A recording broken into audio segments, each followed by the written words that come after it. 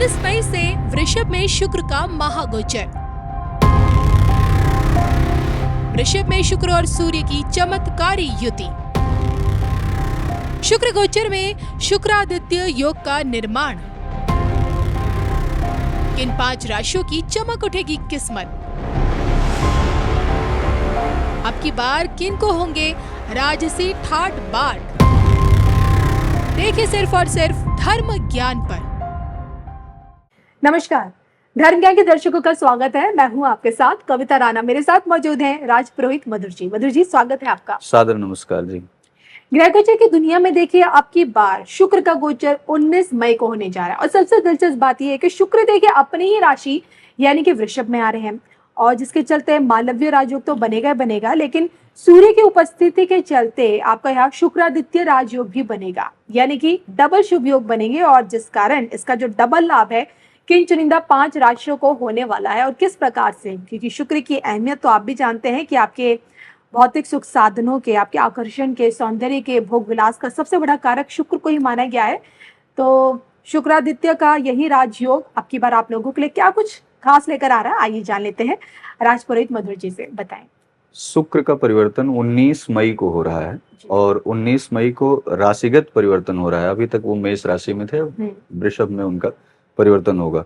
सबसे बड़ी बात यह है कि अभी आप बता ही रही हैं कि ग्लैमर की दुनिया में शुक्र की बहुत बड़ी भूमिका होती है लग्जरियस सुविधा के लिए। इस परिवर्तन से जो विशेष रूप से अगर देखा जाए जो लाभ होगा 19 मई के बाद, उन सभी राजनैतिक लोगों को लाभ होगा जिनके जीवन में शुक्र की भूमिका का विशेष रूप से लाभ नहीं हो पा रहा था, खास करके वृषभ राशि वाले जातकों की। अब वृषभ राशि वाले जातकों के लिए शुक्र तो मेहरबान होगा ही, लेकिन शुक्र जिस स्थान पर परिवर्तन कर रहा है वहां सूर्य भी बैठा हुआ है। शुक्र और सूर्य जब दोनों का मिलन होगा तो शुक्रादित्य, शुक्र और आदित्य, ये दोनों ग्रहों के मिलन के अनुसार ये दोनों योग भी बना रहे हैं, जिसमें शुक्रादित्य नाम का योग बन रहा है। अब सूर्य राजनीति का प्रथम कारक एक ऐसा होता है, सूर्य पितामह है, सूर्य पिता है अपने आप में, सूर्य पूर्वजों का कारक है, सूर्य पूरे संसार को प्रकाशित करता है। तो ऐसे में कुंडली में अगर जिसके सूर्य अस्त हो जाए तो वो व्यक्ति राजनीति में कितना भी अपना जो है मतलब परिश्रम कर ले, लेकिन उसका सटीक फल नहीं प्राप्त होता। जीवन में आप बहुत सारे धन, सुख, सुविधा आदि चीजों से संपन्न हैं, लेकिन आपकी प्रभुता व्याप्त नहीं है। आपको लोग गली कूचे, मोहल्ले, टोले से या फिर जनपद में या फिर आपकी तहसील स्तर पर अगर आपको कोई नहीं जानता तो सूर्य की प्रतिभा आपके जीवन में कहीं ना कहीं बहुत दबी हुई है, छिपी हुई है। एक मजदूर भी जब कार्य करता है तो अपने कार्यशैली से उस कार्य क्षेत्र में अपना एक नाम जो है ऊंचाई पर ले जाता है।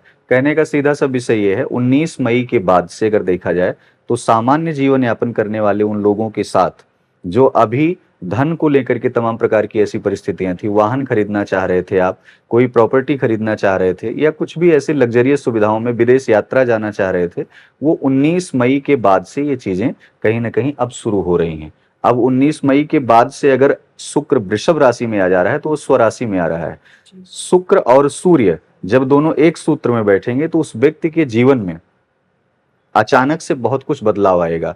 उस अचानक बदलाव का कारण ये भी हो सकता है कि आप जैसे कहते हैं कि बहुत सारे लोगों को चेस्ट पेन भी हो सकता है, हृदय गति की, क्योंकि शुक्र के साथ सूर्य जो तालमेल जब अपना बैठाएंगे तो वो शारीरिक रूप से कुछ ना कुछ परेशानी भी उत्पन्न करेंगे। शारीरिक रूप से परेशानी जो होगी वो इंटरनल हो सकती है।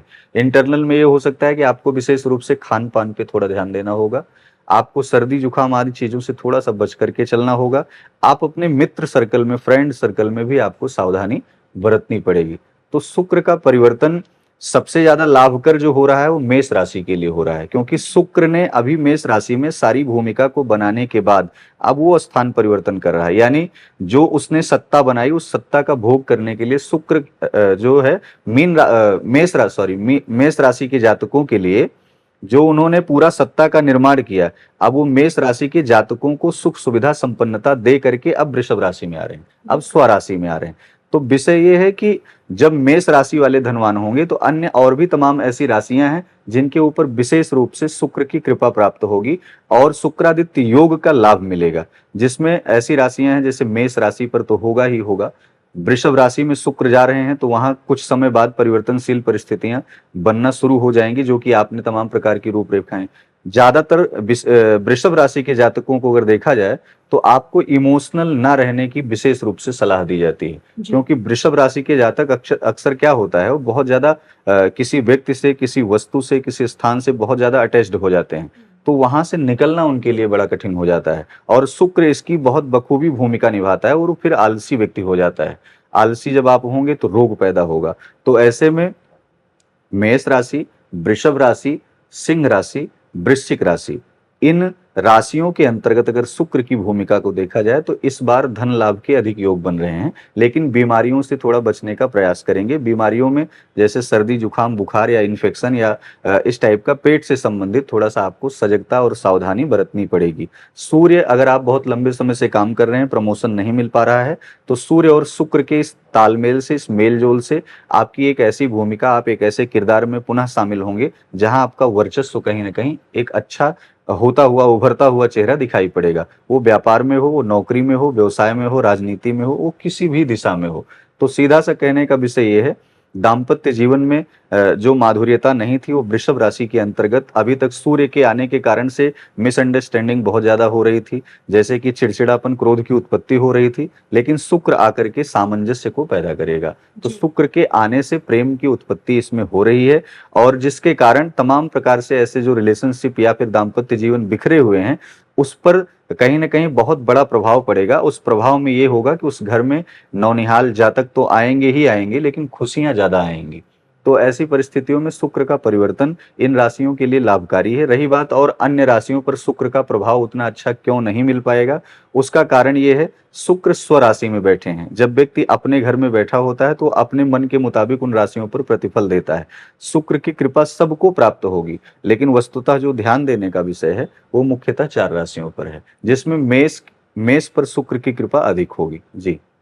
इसी के साथ क्या कुछ उपाय हैं जो इस दौरान शुक्र से संबंधित व्यक्ति को, जातक को कर लेने चाहिए? विशेष रूप से आप काले वस्त्रों का परित्याग करेंगे। अगर आप कहीं दूर दराज किसी भी जगत में, खेल जगत में, मीडिया जगत में या फिर किसी भी व्यवसाय में आप काम करते हैं तो आपको काले वस्त्रों से थोड़ा सा बच करके चलना चाहिए। और रही बात कि आपको एक सूक्ष्मोत उपाय कौन सा ऐसा करें जिससे शुक्र और सूर्य दोनों की कृपा आपको प्राप्त हो, तो उसमें आपने देखा होगा किसी गरीब, शुक्र हमेशा जो होता है, शुक्राचार्य का नाम आपने सुना होगा। जब राजा बलि, वामन भगवान आए जो है पृथ्वी दान लेने के लिए, तो वो कमंडल से जब जल निकाला जा रहा था तो उसी कमंडल के छिद्र में जाकर के वो बैठ गए थे। तो भगवान ने जब देखा तो उसी कुशा से उनकी आंख को फोड़ दिया था।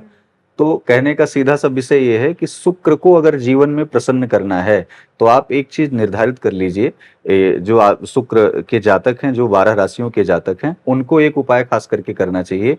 वो उपाय ये है, कोई नेत्र विहीन, कोई ऐसा है जो नेत्र से दिव्यांग है, ऐसे व्यक्ति को, गरीब व्यक्ति को, ऐसे ब्राह्मण को, पुजारी को, संत महात्मा, कोई भी अगर ऐसा दिखाई पड़ रहा है, उस गरीब की आप सेवा करें, उसे भरपेट भोजन कराएं, उसको वस्त्र के रूप में कुछ न कुछ दान करें। अगर ये सब कुछ आप नहीं कर सकते, समय की ज्यादा बाध्यता है, तो आप अपनी माता से, अपनी बहन के द्वारा चावल या दूध का दान कराएं, जिससे शुक्र की भूमिका आपके जीवन में लग्जरियस सुविधा को लेकर के आ सके।